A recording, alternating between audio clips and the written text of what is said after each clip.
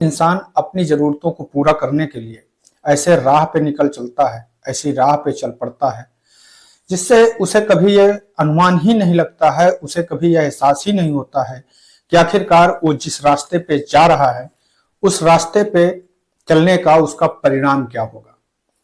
आज की कहानी में भी ऐसा ही कुछ होता है, जहां पर जो तीन बहनें होती हैं वो अपने ख्वाबों को पूरा करने के लिए, अपने अरमानों को पूरा करने के लिए एक ऐसी राह को चुन लेती हैं जिसकी वजह से एक नहीं बल्कि कई जिंदगियां, कई परिवार बर्बाद हो जाते हैं। तो आदाब, नमस्कार, सत श्री अकाल, मैं सागर पटेल। दोस्तों, आज की कहानी में ऐसा क्या होता है यह सब जानने के लिए कहानी को लास्ट तक जरूर सुनें। दरअसल दोस्तों, आज की यह जो घटना है, इस घटना की शुरुआत होती है उत्तर प्रदेश का एक जिला पड़ता है कानपुर, और उसी कानपुर जिले का एक मोहल्ला पड़ता है श्यामनगर।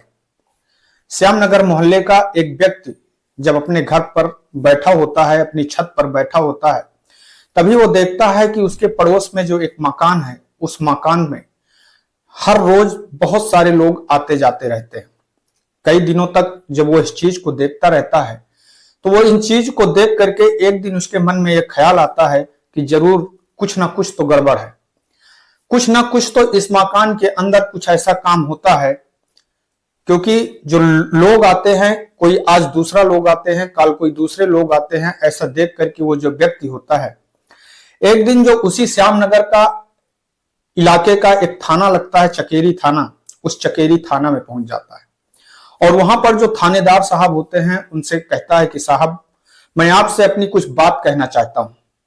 तब वो जो थाना प्रभारी होते हैं वो उस व्यक्ति से कहते हैं कि आखिरकार बताइए क्या बात है। तब वो जो व्यक्ति होता है वो कहता है कि साहब, आपको हम सारी एक एक बात बताएंगे, पर हमारी एक शर्त है।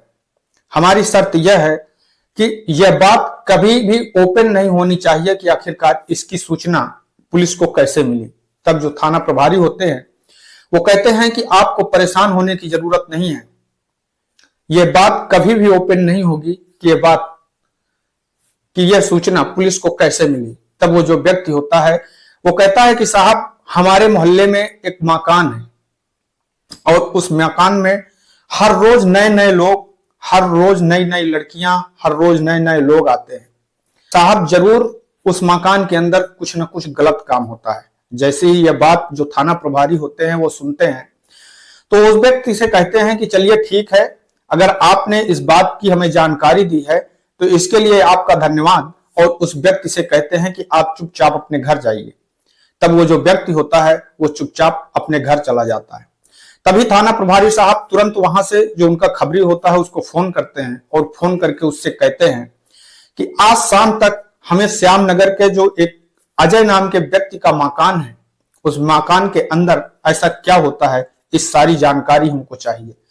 तब जो खबरी होता है वो वहां पर अपनी निगरानी रखने लगता है और 3 घंटे के 4 घंटे के बाद लगभग वो थाना प्रभारी साहब को फोन करके बताता है कि साहब, जो व्यक्ति आपसे यह बात कह करके गया है वो पूरी तरह से सत्य है, वो पूरी तरह से सही है।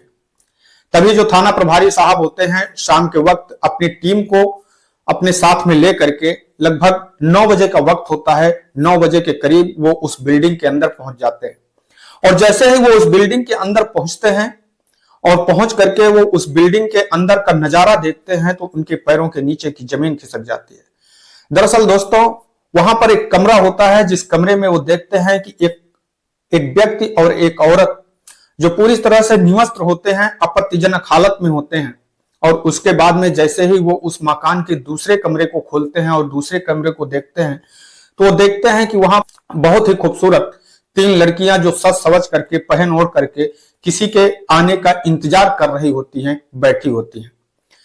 थाना प्रभारी साहब जो होते हैं तुरंत उन सभी लोगों को गिरफ्तार करते हैं और जब वहां से सभी लोगों को गिरफ्तार करते हैं तो वहां से उन्हें 6 औरतें और प्लस 3 आदमी मौके पर उन्हें मिलते हैं। उनको ला करके वो लोग थाने पर उनसे पूछताछ करते हैं। उनमें से जो एक औरत होती है, जो एक लड़की होती है, वो पूरा सच जो होता है वो कबूल कर लेती है और पुलिस को फिर अपनी कहानी बताने लगती है। तो उस ग्रुप की लीडर होती है जिसका नाम अनीता होता है। तब वो जो अनीता होती है वो पुलिस के सामने पूरी कहानी बयां कर देती है। अनीता उन्नाव जिला के बेहटा गांव की रहने वाली होती है। बेहटा गांव में जो अनीता के पिता होते हैं उनकी आर्थिक स्थिति बहुत अच्छी नहीं होती है। पिता के अलावा उनके दो बेटियां और होती हैं। वो मेहनत मजदूरी करके अपनी बेटियों का पालन पोषण किया करते हैं। उनकी जो उनसे हो सकता है उनकी शिक्षा की व्यवस्था किया करते हैं। तभी में पढ़ा करती है, उसी स्कूल में एक लड़का पढ़ा करता है जिसका नाम होता है पवन, और उसकी पवन से दोस्ती हो जाती है और उन दोनों के बीच में अब संबंध बनने लगते हैं और उन दोनों के बीच में अब रिलेशनशिप बनने लगते हैं। तभी जो पवन होता है उसके घर का जो बैकग्राउंड होता है वो कुछ ठीक ठाक होता है। अब पवन जो अनीता को कभी कुछ कपड़े, कभी कोई खाने पीने की चीजें, ऐसी चीजें दिलवा दिया करता है जिसकी वजह से अनीता जो होती है वो पवन के साथ बहुत खुश होती है। और फिर एक दिन पवन और अनीता का ब्रेकअप हो जाता है और जैसे ही पवन और अनीता का ब्रेकअप हो जाता है, अब अनीता की जो एक आदत पड़ चुकी थी, उसे एक पैसे की लत पड़ चुकी थी, इसलिए अब वो पवन को छोड़ने के बाद में कई ऐसे लड़कों को अपने चंगुल में फंसा लेती है और उसके बाद में वो उनके साथ में अपने शारीरिक संबंध बनाती है, उनसे पैसे लेती है। धीरे धीरे ये बात जो अनीता के पिता होते हैं उनको मालूम पड़ जाती है, क्योंकि जो बेटी होती है वो आए दिन नए नए कपड़े पहनने लगती है, आए दिन नए नए शौक करने लगती है। जैसे ही उसके जो पिता होते हैं उसकी नजर अपनी बेटी के इन कामों पर पड़ती है, वो एक दिन अपनी बेटी से सवाल करते हैं। तब जो अनीता होती है वो अपने पिता के बातों से नाराज हो जाती है। तभी जो अनीता के पिता होते हैं उन्हें एहसास हो जाता है कि उनकी जो बेटी है वो जरूर किसी न किसी गलत राह पर निकल पड़ी है और उसके लिए फिर वो अनीता की शादी करने के लिए तुरंत एक लड़के की खोज करने लगते हैं और वो ये सोचते हैं कि जितनी जल्दी हो सके हमें अब अनीता की शादी कर देना चाहिए। तभी उनके उन्नाव जिले का ही एक गांव पड़ता है चांदपुर। उस चांदपुर के रहने वाले राघवेंद्र शुक्ला के साथ में अनीता की शादी फिक्स हो जाती है और उसके कुछ दिन के बाद में उन दोनों की शादी कर दी जाती है। अब जो अनीता होती है, जैसे ही वो राघवेंद्र के घर राघवेंद्र की दुल्हन बनकर के जाती है, कुछ दिन तक तो सब कुछ ठीक ठाक चलता है। उसके बाद में जो राघवेंद्र के घर वाले होते हैं वो अनीता को देख करके तो बहुत ही खुश होते हैं, क्योंकि अनीता जो देखने में बहुत ही ज्यादा सुंदर होती है। पर जो अनीता होती है वो अपनी ससुराल से खुश नहीं होती है, राघवेंद्र से खुश नहीं होती है, क्योंकि राघवेंद्र जो होता है उसके पास में कोई काम धंधा नहीं होता है, पैसे की कोई इनकम नहीं होती है, वो दिन भर इधर से उधर केवल घूमता रहता है। तभी जब अनीता अपने ससुराल से कभी अपने मैके वापस लौट करके आती है तो फिर उसके जो पुराने यार दोस्त होते हैं, जो उसके गांव के मित्र होते हैं, वो उनसे मिलने लगती है और उनके साथ में फिर से वो संबंध बनाने लगती है और उसके बदले में उसे जो कुछ पैसे मिल जाया करते हैं उनसे अपने शौकों को पूरा किया करती है।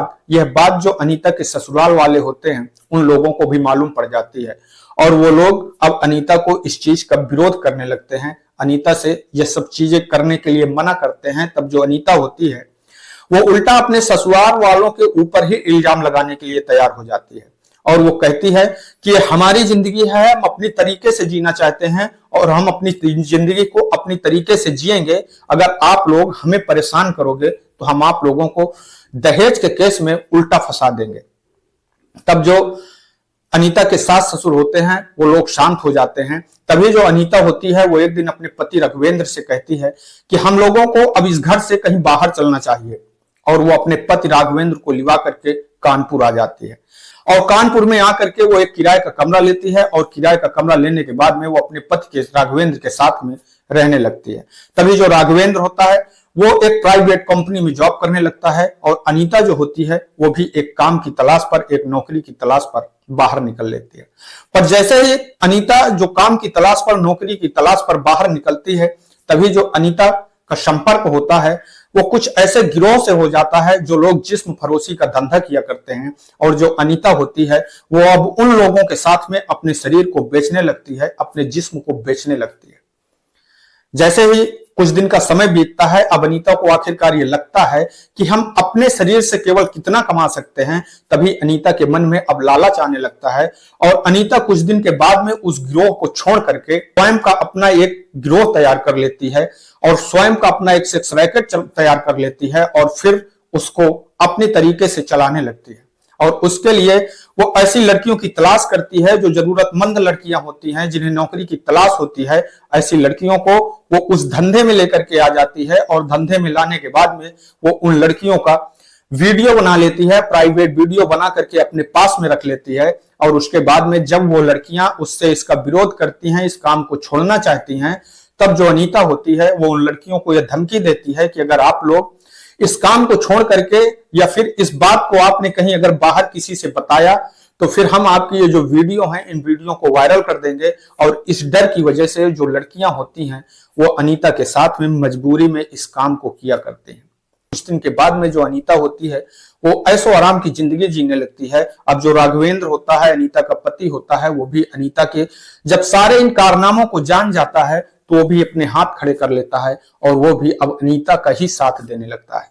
तभी एक दिन जो अनीता की दो बहनें होती हैं जिनकी अब तक शादी हो चुकी होती है, स्थिति कोई अच्छी नहीं होती, क्योंकि जो अनीता के पिताजी थे वो इतने थे ही गरीब कि किसी न किसी गरीब परिवार में अपनी बेटियों की किसी तरीके से शादी कर देते हैं। तभी जो उनकी बहन होती है, अनीता की बहन होती है, एक दिन वो अनीता के पास में आती हैं और वो अनीता से कहती हैं कि दीदी हमें भी ऐसा कुछ काम बताइए जिस वजह से हम लोगों का जो घर का खर्च है वो आराम से चलने लगे। तो जो अनीता होती है वो अपनी बहनों से कहती है कि आखिरकार आपको भी अगर काम करना है तो आप भी हमारे काम में शामिल हो जाइए। तब तक जो उनकी बहनें होती हैं उनको ये मालूम नहीं होता कि आखिरकार अनीता कौन सा काम करती है, पर जैसे ही वो लोग उस काम को करने के लिए तैयार हो जाती हैं तब जो अनीता होती है उन लोगों को भी अब नए नए ग्राहकों के साथ में सोने के लिए भेज देती है। और फिर जो नए नए ग्राहक होते हैं, नए नए कस्टमर होते हैं, वो वहां पर आते हैं और फिर उन सभी लोगों के साथ में उसकी रकम देते हैं और उनके साथ में संबंध बनाते हैं। अनीता का यह पूरा गिरोह इस तरीके से तैयार हो जाता है। तो अनीता जो होती है रामनगर में एक मकान देखती है।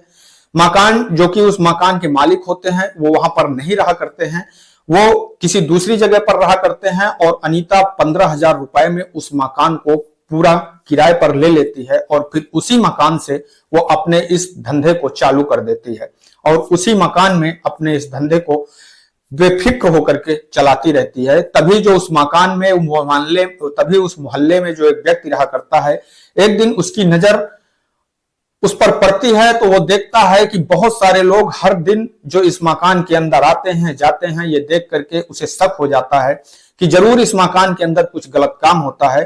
तभी वह पुलिस के पास में पहुंच जाता है। ही अनीता के मुंह से इस सच्चाई को सुनती है, पुलिस के पैरों के नीचे की जमीन खिसक जाती है। जैसे ही लोगों को यह पता लगता है कि आखिरकार इस मकान के अंदर और ये तीनों बहनें मिल करके ये सारा काम कर रही होती हैं, लोगों की भी रूह कांप जाती है और लोग भी सोचने पर मजबूर हो जाते हैं। जो पुलिस होती है उन सारे लोगों को गिरफ्तार करके उनका चालान कर देती है और चालान करने के बाद में उनको जेल भेज दिया जाता है। तो दोस्तों, इस कहानी को सुनाने का उद्देश्य किसी को ठेस पहुंचाना नहीं है, किसी को दिक्कत पहुंचाना नहीं है, किसी की भावनाओं को आहत करना नहीं है, बल्कि आप लोगों को सजग करना है, सतर्क करना है। मैं आपका साथी सागर पटेल इन्हीं शब्दों के साथ मैं आपसे विदा लेता हूं। कल फिर मिलूंगा किसी एक नई कहानी में, किसी एक नई सच्ची घटना के साथ। तब तक के लिए नमस्कार, जय हिंद, जय भारत।